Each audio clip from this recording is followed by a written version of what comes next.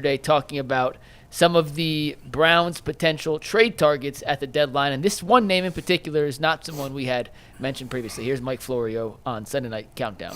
Yeah, there's an expectation the Browns will trade veteran pass rusher Zadarius Smith to the Lions before Tuesday's deadline. The Lions have been looking for help ever since the injury that was suffered a few weeks back by Aiden Hutchinson. Now, after the game, Coach Kevin Stefanski had no comment on the report, and Zadarius Smith left the locker room before he could talk to reporters. Now that the Browns have lost again, other veteran players could be available over the next 48 hours. One name to keep an eye on: tight end David Njoku. He could be available for the right price. We reported. We'll talk about the other names in a sec, but let's focus on Njoku. Well, there's only one other name there. Well, but we'll talk about Zadarius and some other guys who get traded. Real quick, though, and David Njoku in particular.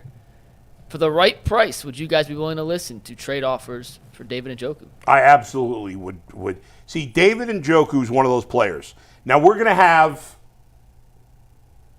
62% of our fan base that are going to say, are you crazy? I wouldn't trade You're David getting 62. Njoku. I'll put a poll up right now. 62% of the fan base. Here's the problem. I've said this once. I'll say it a million times.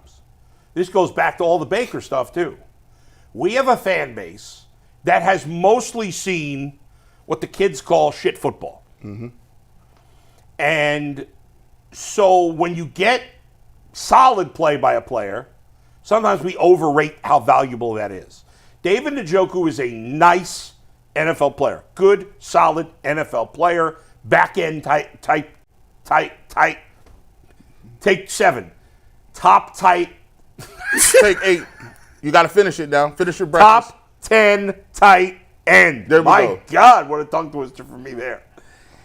But he's not a special player. He's not an unreplaceable player. Like, when the Lions were having their last bad year before they got good, they traded T.J. Hawkinson, who at the time was probably a little better than David Njoku, or kind of around where David Njoku is. Good tight end. And they were like, we can find another. Like, you trade the guys that you feel like you could find another guy like that. Now, it's easy to say, well, the Browns are not good at finding guys, and that's fair. They did find David Njoku. He's got a reasonable contract. Some team would I'm trying to think about the teams that need a good tight end. A lot of the good teams have tight ends. But maybe Houston, maybe the Chargers, maybe Washington. Who else?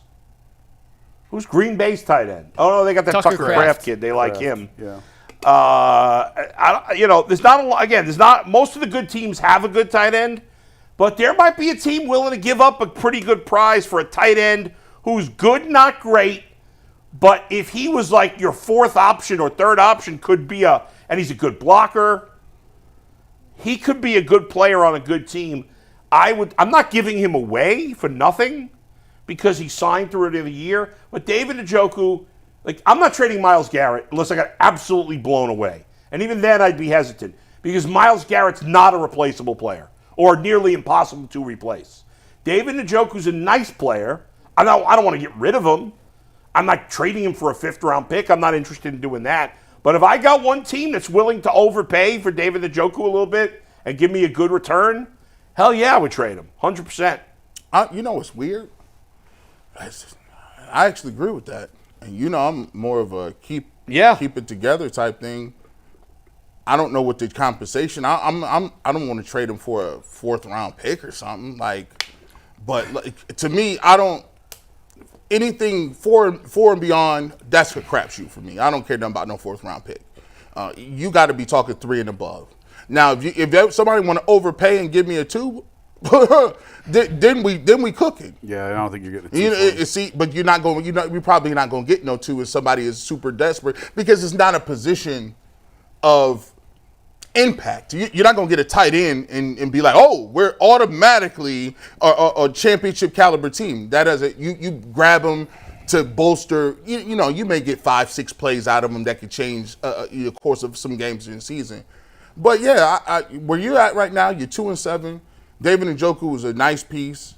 He's been here for a multitude of years. He's never really broke out, never had 1,000 yards. Now, is that his fault? We've had a lot of quarterback play that's been up and down. But you have to ask yourself, if you keep him, Yeah. is he going to be a main difference maker? Right. Let me give you the trade that sent T.J. Hawkinson from the Lions to the Vikings 3 years ago, 2 years ago. And tell me if you would make this trade. Okay. Jason. Now, real quick, it's worth noting, Yeah. Hawkinson was younger and hadn't had an extension yet. He signed the extension with Minnesota. He did not have a big contract. Right. In this case, the extension is not a bad thing because it's No. I'm not saying. I'm just giving the context. Sure, of the fine. trade. This was the trade. The Vikings got Hawkinson, a 2023 fourth-round pick, and a 2024 fifth-round pick. The Lions got a 2023 second-round pick and a 2024 third-round pick. Yep. So it was Hawkinson, a fourth and a fifth for a second and a third. I would do that. Yep. Would you do that? Yeah. 100%. Outside of Miles, there's nobody that I am clinging to and saying I wouldn't trade Chubb just because you're not getting anything. you're not going to for get him. anything for him. Nobody. I don't even think he's going to be traded. No, he has no. I value would right consider anybody else besides Myles Garrett. Let me tell you this. Yeah. And I know we weren't supposed to say this. I'd actually consider Denzel Ward. Oh, 100%. I'd consider it. Sure. I wouldn't trade JOK either. It's another guy I wouldn't trade. Denzel Ward. Yeah. Somebody on a when healthy, Denzel Ward is a top flight corner, right? But he misses a lot of games. Yeah. There's some issues with the bust. I don't know. I don't know that he's tradable right now. Is he going to come? If a team now plays an impact position. Yeah. If you want to put him man to man out there and he don't got to tackle nobody, he's elite when it comes to that. Would you trade him within the division? Would you trade him to Baltimore or Cincinnati? Man, I'm not. You have to overpay. You make them. You have a division tax. Yeah, we're not gonna Joe Hayden this thing up. Like we're not gonna do that. Like put him in Baltimore. Come on, man. I don't want to see you no more. I would like to send you to the NFC West. Right. Right. Like, but he would be a guy because I think somebody would overpay for him. Potentially. Yeah. Getting back to Njoku, he's 28. Yeah. He's got 2 years left on his deal. He's not over the hill by any means, but it's fair to wonder if his best football is behind him instead ahead of him. I know he had a phenomenal year last year. But if you paired him up with a really good quarterback. So I'm going to give you a team that I think should be all over him, and you're going to think I'm nuts. I mentioned a couple. You say the Chiefs, or they go with 2 tight ends? No. Go ahead. The 49ers with 2 tight ends. To replace Brandon Ayuk. Yeah, that's not crazy. Njoku can line up in the slot. You're right. Ooh. If I'm the 49ers, I am all over that. Because, again, David Njoku thrived last year. It was his best season in the offense that Kevin Stefanski for 4 years has been trying to run in San Francisco. He's been trying to mimic this offense after Kyle Shanahan's offense in San Francisco. If I'm the 49ers and I watch what I put on the film of last year and see what Njoku did with Flacco throwing to him last year, and I've got Brock Purdy, I call the Browns right now and say, what do you want for Njoku? I like it. I think it would be, and the mismatches you can create with him and Kittle on the field at the same time. Kittle's got such a long injury history, you never know if you can count on him. Is he going to be around in December and January? That would be, if there's a perfect landing spot for David Njoku, in my mind, the team that makes the most sense for him is actually the 49ers. And they are both willing blockers. Yeah. I think it would run a Good lot. blockers. It would transform that offense if they got him. I think Washington makes sense, too. They got Zach Ertz, but he's kind of old. I mean, Baltimore does really, but I don't think you're going to trade But him in the division. they already got 2 tight ends. Yeah, but Andrews is old.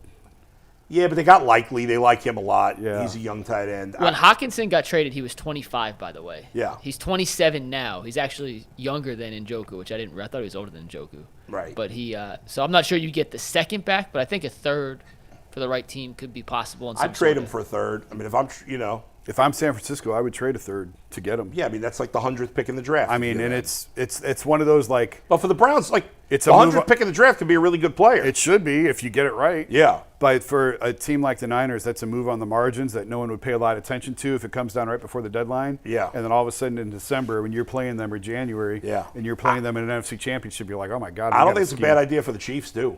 Yeah. Same concept. They need weapons. Yeah. Let's talk about some of the other guys who could be dealt tomorrow.